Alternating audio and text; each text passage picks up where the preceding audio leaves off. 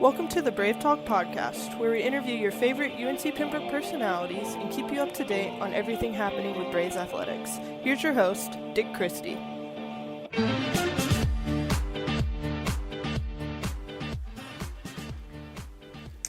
All right, welcome back to the BraveTalk podcast. We've got Leisha with us from the indoor and outdoor track program, one of our leaders, seniors, graduate students, who is going to help us to chase some championships. Not getting to compete actually this indoor season, right? We're redshirting. Right.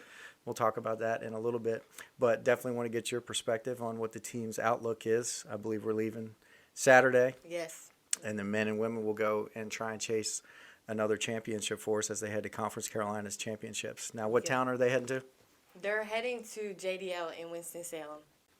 And then what do you anticipate on the women's side as we head into the championship? Who should we be on the lookout for? I anticipate Kylie. She's a freshman. She's one of our hurdlers, and we haven't had a hurdler like a female hurdler in a long time, so I've been seeing her practice. I've been seeing her do her meets and stuff like that, and she's very promising. As well as Katie, she's another stud we have on the team for the 400 group of girls, and that's particularly the group I run with is the long group, and she's been going after it. She has a great mindset. She's driven. She's focused, so I would look out for those two. Okay. And what about on the men's side? You know, track and field is so unique because you have so many different disciplines. Everybody has to practice at different times. Right. You have a limited number of coaches, so we've got to stagger when they're working with different event groups. But for the most part, you guys practice alongside the men, which is unique to a lot of other sports. So with what you've seen from them, what are you expecting from them for indoor championships? Tay, he's been our star hurdler since he started, since his freshman year. He's really good. We actually have a new freshman that came on board, as well as Sean, who's another 400 runner. And we've had a couple of new short sprinters come out and stuff like that. We have some vets, which is Trayvon. I'll be on the lookout for him as well. And always a big point getter. Delson will probably be able to compete in a number of different events, right? Delson, yes, he's always been a go-getter as well. He's very driven, and he really puts his talent forth. So it looks like it's going to be a close points race on both the men's and the women's side. Who do you think is our biggest competition on the women's side, and who do you think we've got to look out for on the men's side? As far as that, we've always had to look out for Mount Olive. Mount Olive's always been our rivals.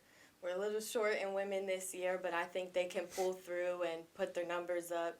Nobody ever really knows what's going to happen till race day. Unfortunately, a number of things could go wrong on race day. People might not show up and stuff like that, so you can't count anybody out. It's always anybody's race.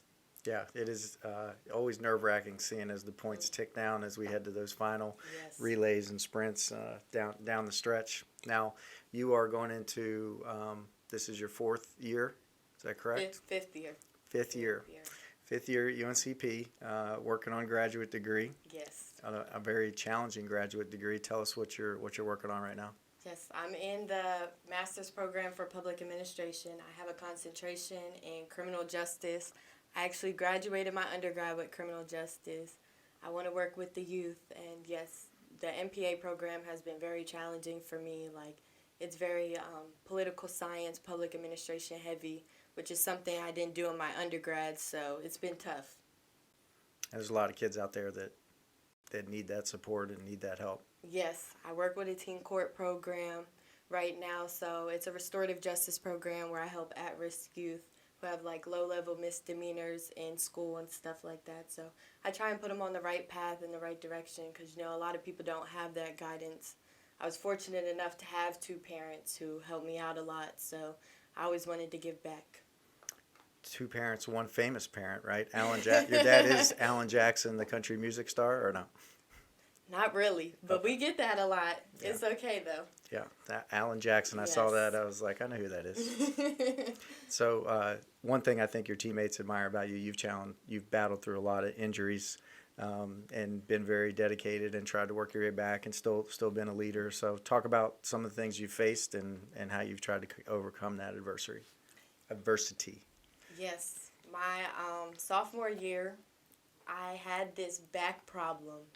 And I couldn't shake the feeling, and I was just trying to get through my races.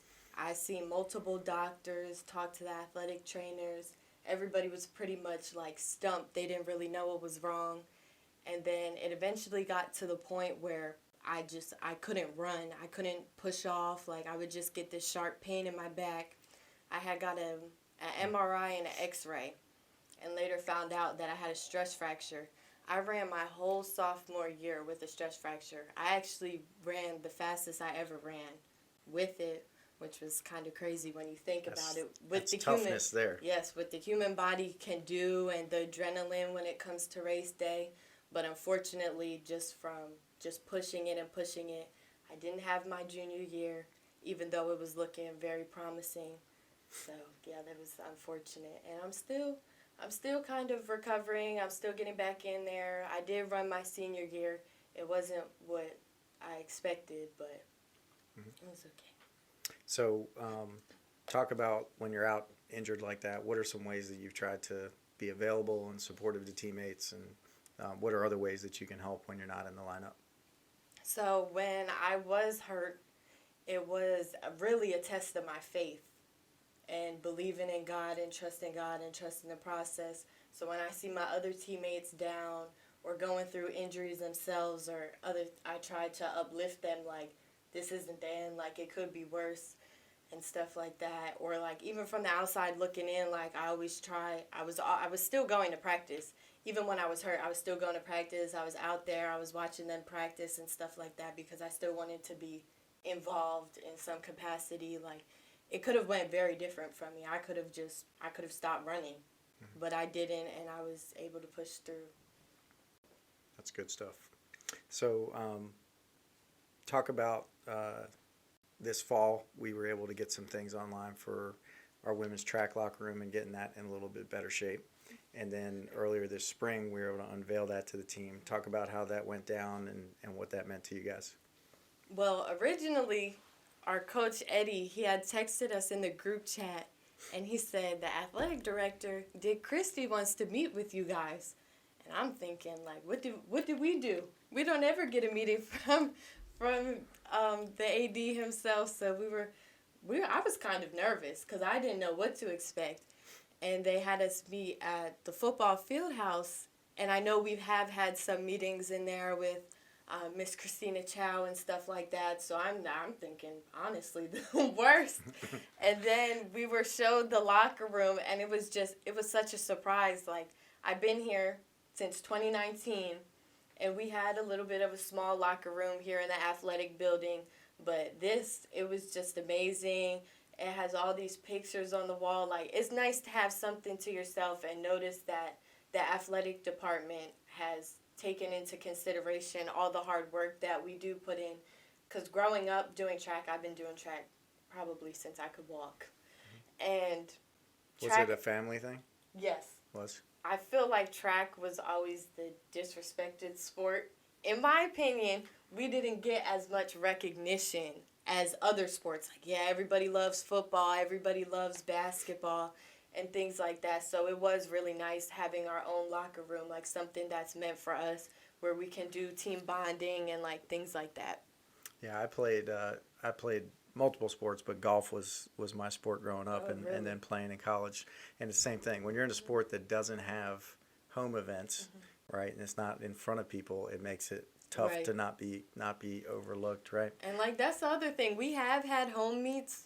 We've only had 2 since I've been here. Yeah, weather's been a challenge a couple of times when we've tried to schedule them. And we were in the Peach Belt Conference, so we would go back and forth with Embry-Riddle. Yep. But the one year I first started, it was at Embry-Riddle.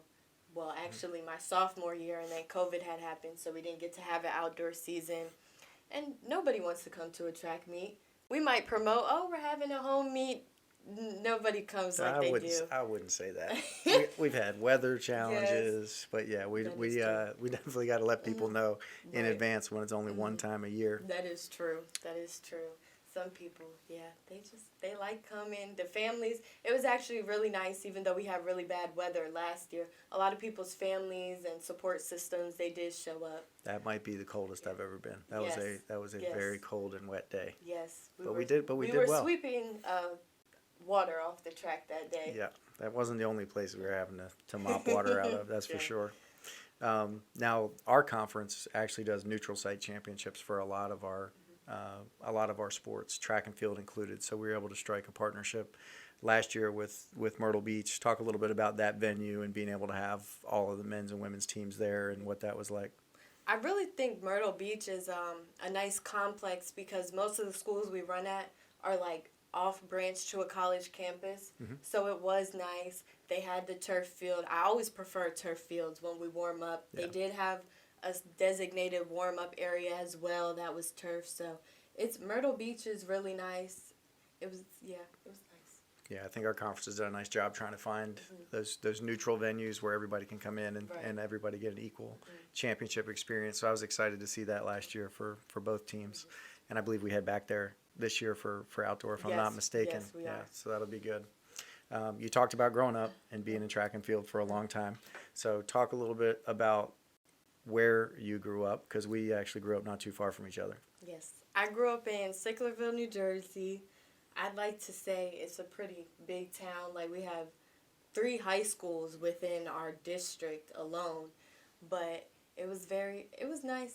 It's a little different. It was a little bit of an adjustment, me coming down here and being in Pembroke and being in the country and going from like the heavy suburbs to almost city-like conditions. Now, you are South Jersey, so let's not misrepresent to the fans. Like, there's plenty of farmland not too far from where you live. Am I correct? Yes, that is true. That Okay. is true. And you are about the midway point from Philly to Atlantic City. Yes.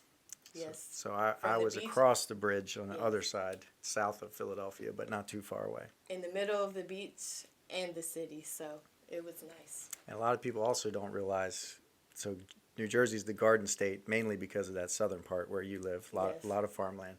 But also that whole area pretty much south of Trenton, who do they root for professionally?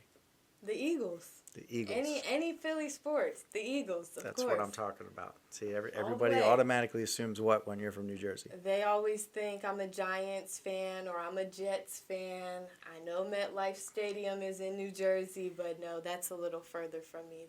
Whereas Philly's like 30 minutes from me, and MetLife Stadium is almost 2 hours from me. So. Oh, yeah, especially with traffic, probably longer than that. Right. So what games have you gone to in Philly? Any pro sports? I've been to an Eagles game. Okay. I haven't been to a Phillies game. I'm not too much. Those are fun. I'm not too much of a baseball fan. I've been to. I don't know if you heard of the River Sharks. Mm-hmm. I've been to a River Sharks game. That's not pro baseball, but those are where our field trips went when I was in school. So I've been to that too. Cool. Very cool. So one thing I noticed that I thought was probably quirky just because I don't know track and field great, but you have your fastest time in the 200 is indoor, and then your fastest time in the 400 is outdoor. Is that normal? No, that's not really normal. Okay. 200's not So really. it wasn't. So that stood out to me. Was definitely a head scratcher.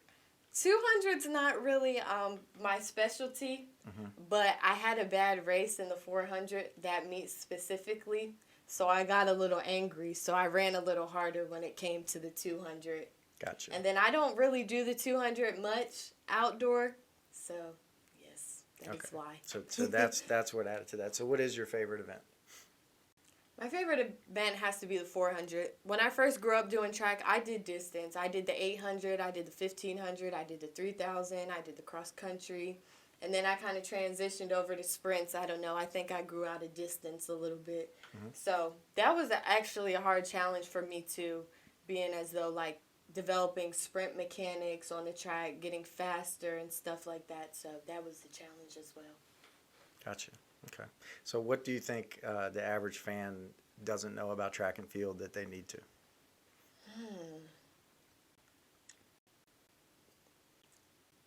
The gun is a lot more nerve-wracking than you think. Being down in the start position and trying not to false start when you have all that adrenaline built up, and also people false start as well. So it's like then they blow the gun twice and you might already be not halfway through the race, but you might already be in your zone, and then it's like you have to come back and reset. Specifically when I ran at University of South Carolina, somebody false started 3 times in my race in the 400. So every time I had to come back. Somebody different, right? Because once you false start once. It depends. Okay. Sometimes the officials are lenient and they'll give you like a yellow card, which is a warning. But no, the same girl false started all 3 times. That's not right. There she should be a hard and fast rule. Yes, on there that. is. Normally in indoor, they're a lot more strict, specifically at JDO. And it's one time and then you're done? Yes, one time and you're done. That's also what I don't think people understand. Like in other sports as well, you get multiple chances to make up for football example. You might have a bad play, but you know you're going to get the ball again or be able to make a play again. In track, you have one time to run fast and hard, and then if you don't, then you have to wait the whole nother next week. And even then, you might not. It's very hard to just keep running your fastest over and over and over again trying to achieve what you want. That's a good point. I mean, you have that one finite opportunity Yes. to try and excel, and all of it is technique work and practice that leads up just to a very quick race, right? Yes. And especially like when you have to do prelims and finals. So in mostly all of the sprint events, including the 800 for outdoor, you have to do your race twice. So not only do you have to run fast the first time to make it in the top 8, then you have to run fast again in finals in the next day. So that's always something that hurts too. Yeah, two-day meets, depending on the breakdown of that. You definitely have to use the ice bath after the fact, right? And be ready for the next day. I could remember going in hotels when we would travel, and I would be running back and forth to the ice machine in the hotel and filling up the tub, and then my teammate, she would be next. So yeah. I think every athlete's got some kind of story like that. You got to do what you got to do to be ready, right? Yes. So we had Coach OT from wrestling on the podcast last week, and we spent a lot of time talking about the transfer portal, which I think you battling through stuff and staying committed and being here and working on a second degree now probably have a good perspective. What are your thoughts on the transfer portal? Has it been a good or a bad thing for student athletes?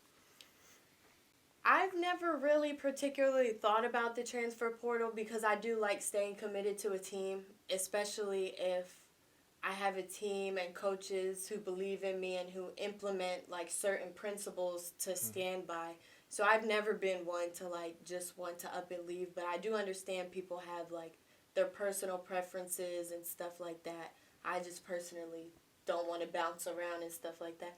So I'm not too familiar with the transfer portal, but I know like as a coach too, it has to hurt when you're going to like lose a good athlete, especially when you invest your time and stuff into them. So I've seen a lot of people come and go, and it's just like then you have to switch the team dynamic and stuff like that. So yeah, it's definitely hard on the coaches, but it's hard on the athletes to stay committed, right? Because if people take the easy way out, sometimes that's not easy to build a team on. And also people, they look at that. They look at teams and they see a turnaround, or they're like, well, how many people came in and out of here? And then it has an effect on the younger people coming in, because when people come for official visits and stuff, it's like, well, who's been here? Like, most of the time, people, they do want to hear from somebody who's been here a long time. As somebody with staying power, for sure. Right. Yeah, I think we've been fortunate overall. As UNCP, I think it's worked to our advantage, but I think sometimes it sells a bill of goods to the student athlete that just thinks the grass is always greener, and that's not necessarily the case if you're trying to jump around. I've had friends outside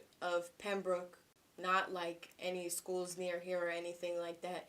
They've transferred, and then the grass wasn't greener, and then they just stopped competing altogether. Like, they just got tired of transferring and stuff like that. So we have a track student athlete on the men's side who transferred and then realized he made a mistake and actually came back and now has a chance to be an all conference pole vaulter for us. So yes, I don't think Cole minds me telling his story, but he's really good too. So we were happy to have him back. Good to have him back, is for sure. I'm glad he made that decision. So what else you have for your family or fans? Anything you want to leave them with? Anything I want to leave them with? I just continue to put God first, my faith first, and I feel like that can honestly help a lot of people out too, especially with the things we deal with, and being that my class specifically, we went through COVID. We had a year we didn't run, me battling my injuries and stuff like that. And God has always been there and remained the same. So if anybody's like going through anything, or like, shout out to my family. I love you guys. You guys always help me out. They always push me to be better. My dad was actually my track coach my whole entire life. So it's actually... That's tough. It is tough because you can get yelled at practice, whereas the other kids, it's okay. But your parent, I can remember like... He knows you're tough enough. He's using you as the example. I can remember coming home from track meets having to run again. Oh, wow. Yeah. Yeah. He's But dedicated. He did a good job, because look where I'm at now. I was fortunate enough. A lot of people, they don't see that, like, the small percentage of people who do go from high school, no matter what division you go to, it's still an accomplishment to be able to run at a higher level regardless. So Totally. Well, that is great advice that you gave, and a great shout out to Dad for his coaching. So, Leisha Jackson, one of our leaders for track and field, thanks so much for sharing, and obviously good luck to our team, not just with the championships this weekend, but heading into outdoor. Thanks for all you do. we're going to do great. Thank you. That's right. Thank you Go for having Eagles me. and Yes, go Braves. Go Eagles and go Braves.